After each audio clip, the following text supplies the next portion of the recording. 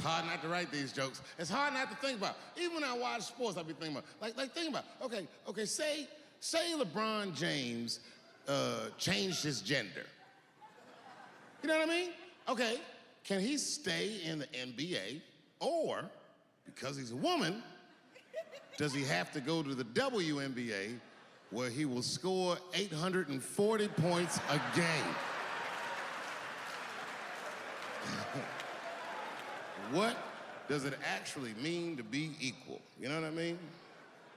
Like, if women are actually equal to men, then there would be no WNBA, would there? You would just be good enough to play in the NBA with us. Or, here's another idea that's gonna be very controversial. You could shut the fuck up.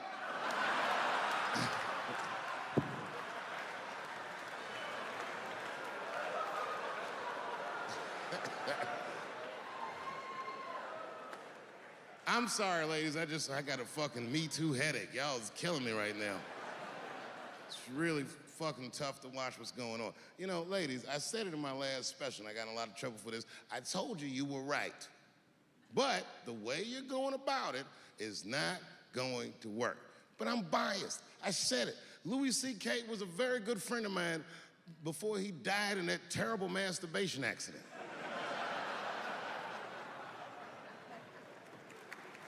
And it was his room. You read the story. He was masturbating in his own room. That's where you're supposed to masturbate. And then he said, hey, everybody, I'm gonna pull my dick out. Nobody ran for the door or nothing like that. They all just kind of hung out like, I wonder if this guy's serious. And he came on his own stomach. There it is. What is the threat? Have any women ever seen a guy that just came on his own stomach? This is the least threatening motherfucker the earth has ever seen. All you see is shame in their face and cum dripping down like pancake butter.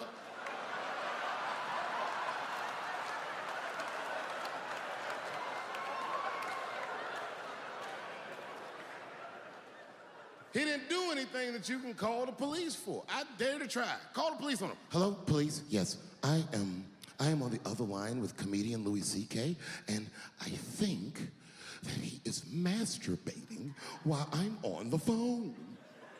You know what the police are gonna say in Atlanta? Well, what are you guys talking about?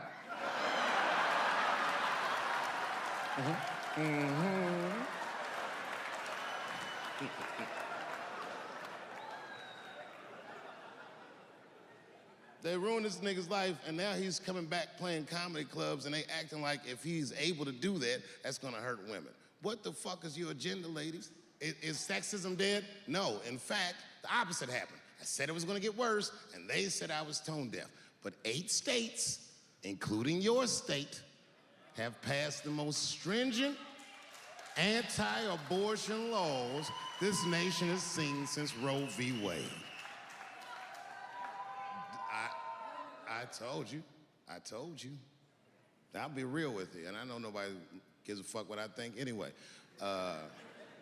I'm not for abortion. Oh, shut up, nigga.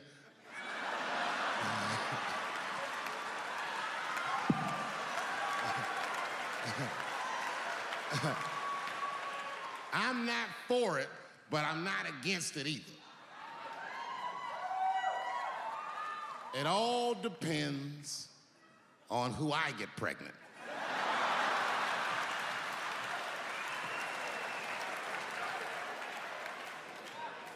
I don't care, I'll tell you right now, I don't care what your religious beliefs are or anything.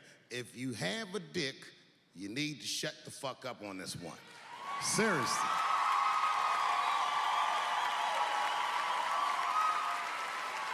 This is theirs.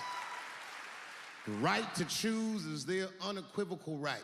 Not only do I believe they have the right to choose, I believe that they shouldn't have to consult anybody, except for a physician, about how they exercise that right.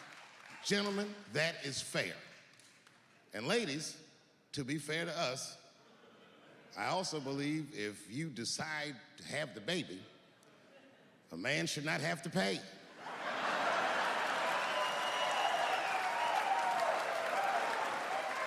That's fair. If you can kill this motherfucker, I can at least abandon him. It's my money, my choice.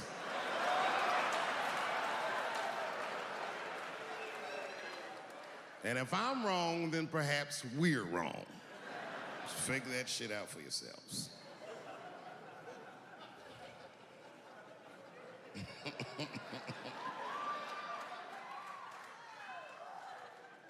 I mean, really, y'all, what the fuck are we doing? I can't live in this new world you're proposing. And meanwhile, while we're worrying about all this other shit, look at what's happening. They just killed another 12 people in a mass shooting in Virginia Beach. This shit's happening every week. It happens so much, I don't care anymore.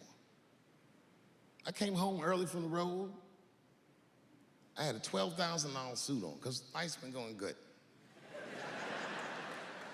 And I got home early, and dinner was cooking. You ever come home when dinner's cooking? Doesn't that smell good? And my son saw me, and he was like, Dad's home. And he got up from the table and ran over to give me a hug, but he had chicken grease all over his face. So I stepped on him like, yo, my man. Wash these threads, son. This is an expensive suit. I don't want you to get the chicken grease all over me. And he was like, what the chicken grease? Dad, this is duck.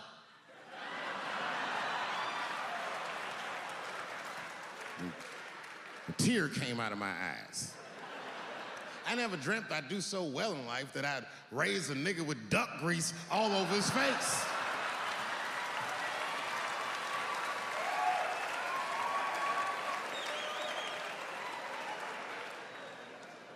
And we sat down, we just talked about everything. I was telling my wife about how my shows were going, and I told her my trans jokes, and she was like, oh, I hate that joke. And you know why she hates the joke? Because she's Asian. But you know what I mean? I don't make that face at the house unless we're really fighting.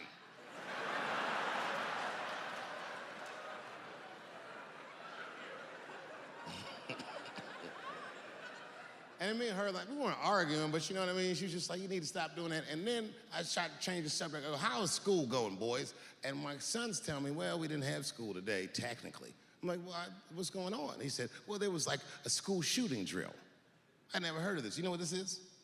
They have drills that they make kids do where they practice what to do if somebody comes to shoot up their school. I'd never heard that before. I was like, what the fuck? Then I had to tell my sons the truth. I didn't want to tell them this shit. Son, listen to me. Fuck that drill. If somebody comes to your school and wants to shoot it up, I'm just gonna be honest with you. You probably gonna get shot, nigga. I'm just being real. You got a famous dad. I talk a lot of shit. They gonna be gunning for you, little buddy. Just stay low and run in a zigzag pattern, and don't try to save anybody, son. Do you understand me?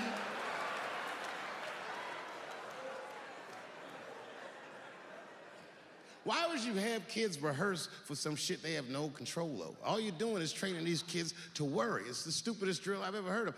And while you're in there training them during these drills, well, aren't you training the shooter too? This nigga's in here listening and learning like the other kids. Sitting in the back. Where are we supposed to meet?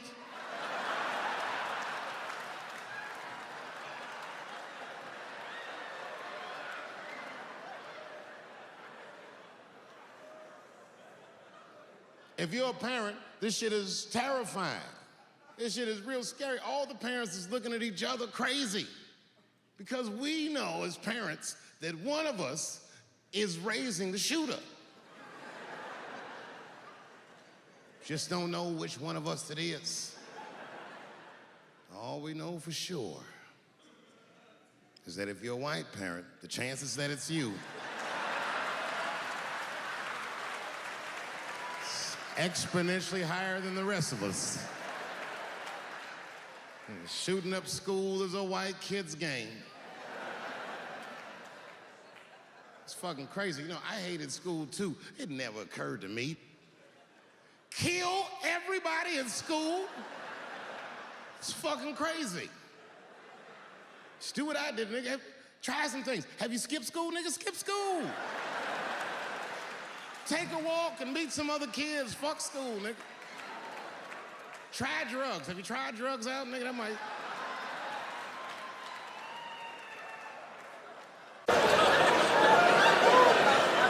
Yeah, it's about time somebody let these handicaps have it. They done met their match tonight. Fuck them. One time I was on Capitol Hill, and I seen a handicapped congressman. Madison Cawthorn, that's his name.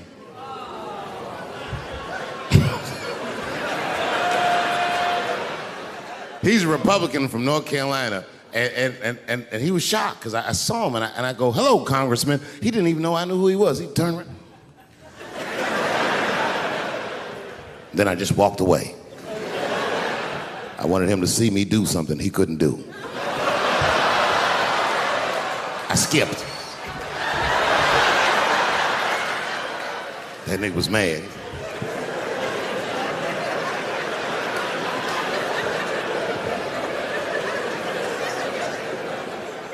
He's no longer a congressman. I don't know if you follow politics. I'm not trying to be funny, but he lost his seat. He ran a bad race. Oh, buddy, yes, he did. And you know what he did wrong? He was running for Congress again, and this motherfucker tried to be controversial. He was on all them right-wing podcasts talking all that shit. He was like, Washington is worse than Hollywood. I was at home like, what? He said, these people are disgusting. They have orgies and sex parties and drug parties. And I was thinking, this nigga sounds like Juicy Smouye. He's lying. Now, I don't doubt that they do this kind of shit in Washington. But I doubt he's seen it with his own eyes. Because who the fuck invites a paraplegic to an orgy? So this nigga can roll around and snitch on everybody.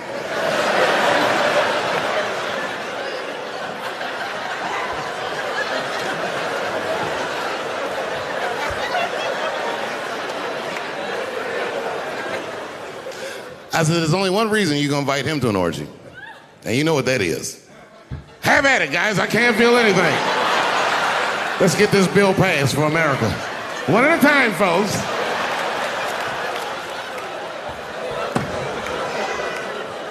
Oh, buddy. Yep. Yeah, the handicaps are the new people I punch down on. To be honest with you, I've been trying to repair my relationship with the transgender community because I don't want them to think that I don't like them.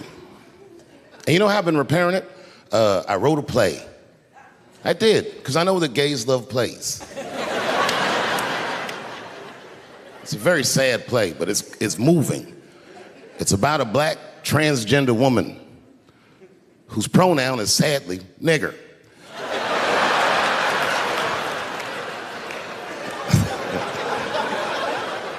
It's a tearjerker.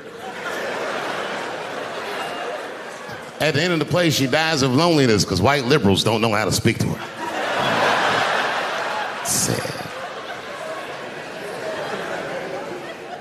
Speaking of nigger, I've also been working on a book, and this is true. I'm rewriting the American classic, Huckleberry Finn, from Nigger Jim's perspective. It's called The Adventures of Nigger Jim. That's how the book starts. Huckleberry Finn walks up to him and goes, so you're Nigger Jim. And he's like, yo, I just said Jim. What's your name, little buddy? Huckleberry Finn's my name. What? Huckleberry? That's your real name? God-given. You know what? Just call me Nigger Jim. It's fine. I don't care if you are black or white or whatever. If you ever meet a white person named Huckleberry, he has less money than you. That is the white, trashiest name I've ever heard in my fucking life. If you have a name like Huckleberry, you're doomed to fail. If I was in court and my lawyer came up and was like, I am your attorney, Huckleberry Finn, I'd be like, uh-oh, I'm going to jail. God forbid I ever go to jail. But if I do, I hope it's in California. Because as soon as the judge sentences me, I'll be like, Your Honor, before you sentence me, I just want the court to know I identify as a woman. Send me to woman's jail. And as soon as I get in there, you know what I'm gonna be doing? Give me a fruit cocktail, bitch, before I knock your motherfucking teeth out. I'm a girl just like you, bitch. Come over here and suck this girl dick I got. Don't make me explain myself. I'm a girl.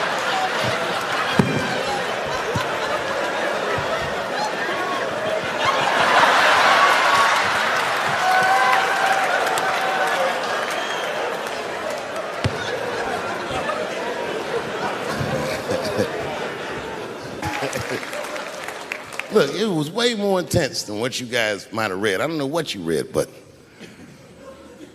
the kid, while we was beating on him, reached in his waistband, pulled out a .22 caliber pistol. That shit was mayhem. Everybody started screaming, oh my God, he's got a gun. He's got a gun. And then I got scared. I was in the back, but I was scared because I knew that everybody that was with me was armed. Yes, if they had shot and killed this kid on stage at the Hollywood Bowl, like I pay you to do, Travis.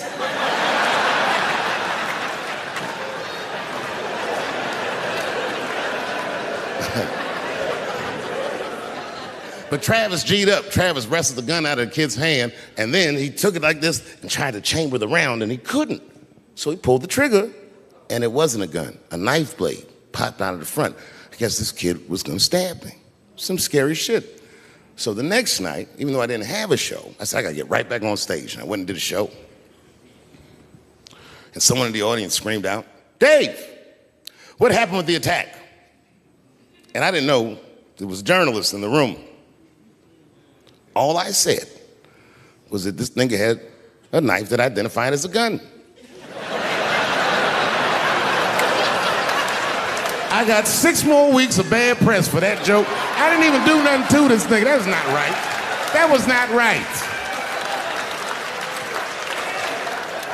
And then the New York Post went to the jail and interviewed my attacker like he was some kind of hero. And I read that interview. Turns out the entire attack was my fault. Yes, I triggered him. I didn't mean to. I had done jokes about the homeless. And turns out this young man was homeless. And I mean, there's no way I could have known this. But I will say, for a homeless guy, this nigga had incredible seats.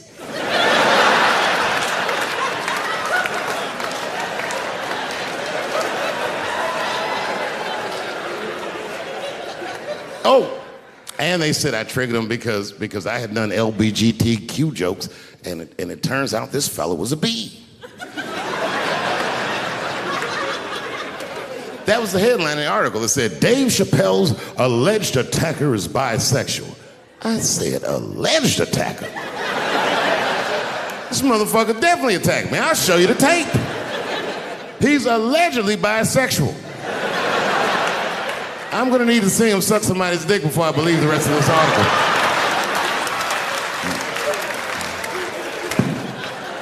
I read that shit in the paper. I was horrified. I was like, oh, bisexual? I could have been raped.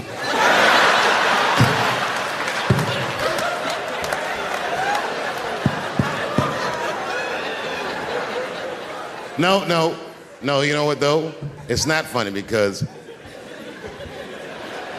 after all that madness ensued, I went to the hotel room. I was by myself and I opened the door and my wife was in there alone. She was sobbing, like sobbing. I said, oh my God, what's wrong with you, bitch? Did you get attacked too?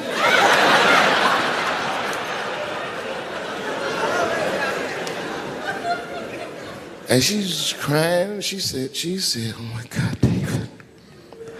She said, if you had died tonight, me and the kids would have nothing.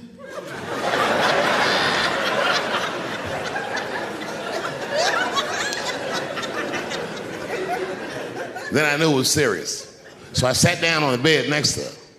And I reached in my pocket, I pulled some keys out that she'd never seen before. She said, oh, what are those keys? And I gently placed them in her hands. I said, sweetheart, those are the keys to my safe deposit box. God forbid anything ever happen to me. But if it does, don't even worry about it. You and the kids have everything you need in that box. I've already taken care of it. And she was looking at them keys, and I could see her mind realize what we were actually talking about. And then she just started crying harder. And to be honest with you, that made me cry a little bit too. And we hugged each other real tight.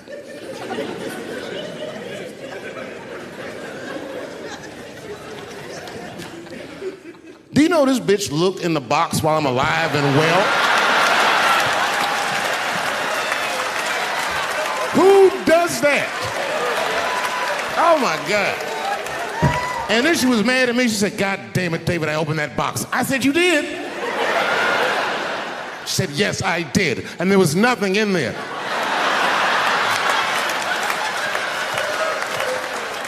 I said, nothing? Oh. She said, nothing except your stupid joke book. I said, whoosh. I said, well, sweetie, look. If you tell those jokes exactly how they're written, you and the kids should be fine. They're really good jokes.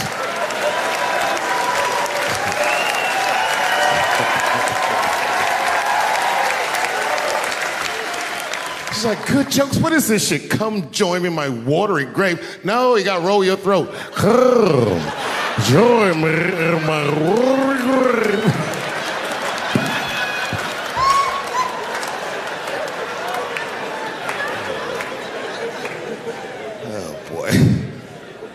Oh boy. I've been married a long time. I have, man. You know, I talk a lot of shit about my wife, but I love her very much. In fact, you know, you guys wouldn't believe this about me. I'm a jealous husband. It's true. Yeah, let me tell you something. One time I thought my wife was cheating on me. Yes, nigga, yes. That was one of the worst days of my fucking life. I couldn't take it. And I'm embarrassed about it now, but I can talk about it. You know what I did? It's fucked up, but I did do this. I waited. I waited for her to fall asleep. And when I waited a long time, she's Asian. I couldn't tell if she was asleep or not. I was looking at her.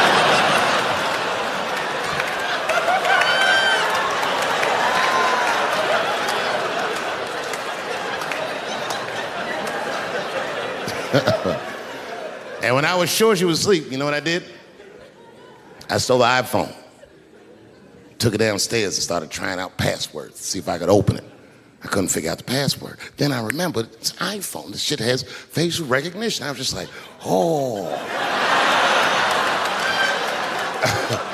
And that shit opened right up.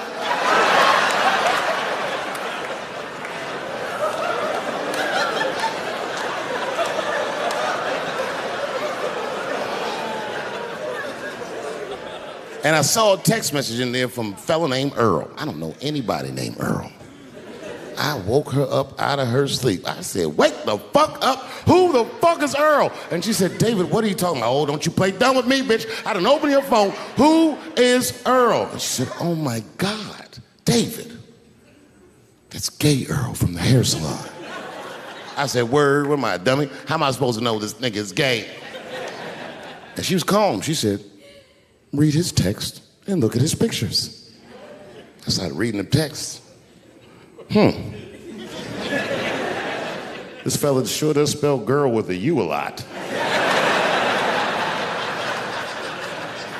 And I switched over and looked at his pictures, and I couldn't believe it. This fella looked gay and still pictures. His mouth was open in every shot.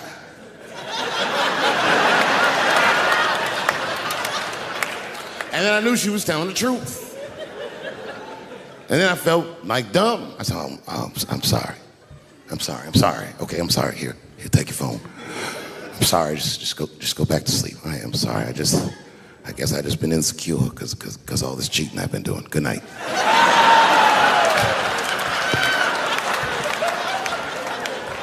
And she didn't let me leave. She said, well, since you want to wake a bitch up, and then she pulled my phone from under her pillow. I said, what the fuck?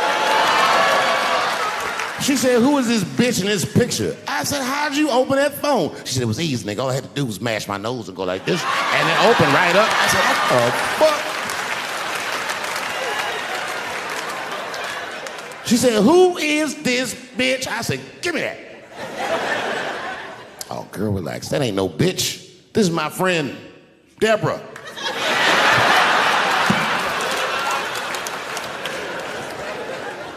I'm gonna close the night with a long story. Do you mind? No.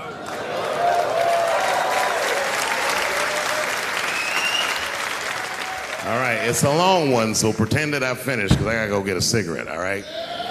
I'm not done, but just act like it. I would prefer staying in the since we're acting. Thank you very much. Good night.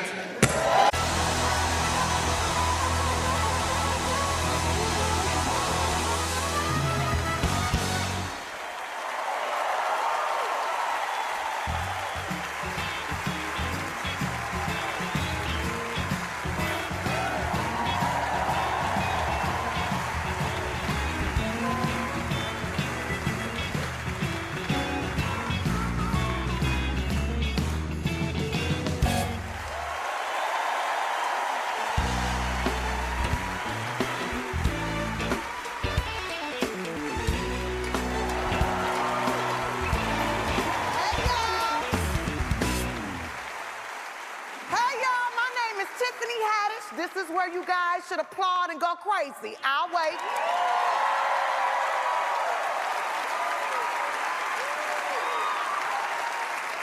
Dave, I see why you wear these. They are so comfortable. Look at this room, y'all. Look at this room. Look at the people we got here at this party. Yes. Comedians, actors, and musicians are all here for one man. We're all here because Dave brings people together in a way that maybe no one else in the world can. I met Dave over 20 years ago, and we've been friends ever since. Dave, you have always been my mentor, my big brother, and every time I step on stage, every time, I think of you because I've always want to make you proud because you're the GOAT. You know, you're the greatest. What I love about Dave is his spontaneity. My favorite story with Dave was on Christmas, one year after I finished feeding the homeless at the Laugh Factory. I do that every year because I never forget where I came from. Not the Laugh Factory, homeless. Dave called me to meet him for drinks. And when I arrived, I see him there with Marlon Wayans, and I was like, what are y'all fathers doing here on Christmas? Shouldn't y'all be with y'all kids? And Dave said, who are you, Scrooge? Bitch, have a drink.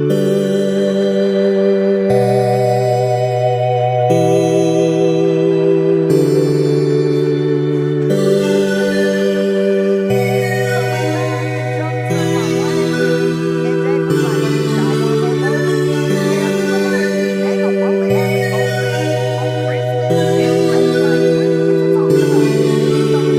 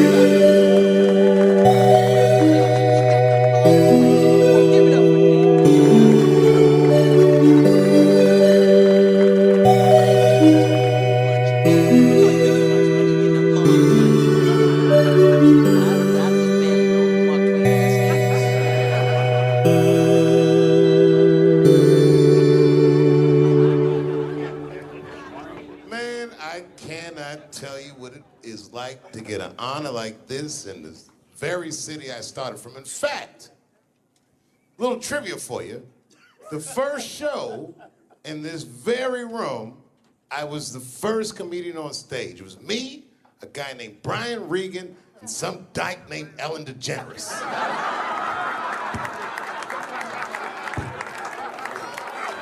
We didn't know she was gay back then. We were all trying to get some pussy. Oh, I'm sorry. I thought this was a comedy club. Ladies and gentlemen, this might be America's last safe place to say what you feel like saying and laugh at what you feel like laughing. This is sacred ground. Live comedy is the most incredible thing in the world to me. You're standing up there like a gladiator. Maybe that's the only time that I feel like myself. At 19, he's the youngest comedian in Star Search history. From Washington, D.C., here is Dave Chapelle.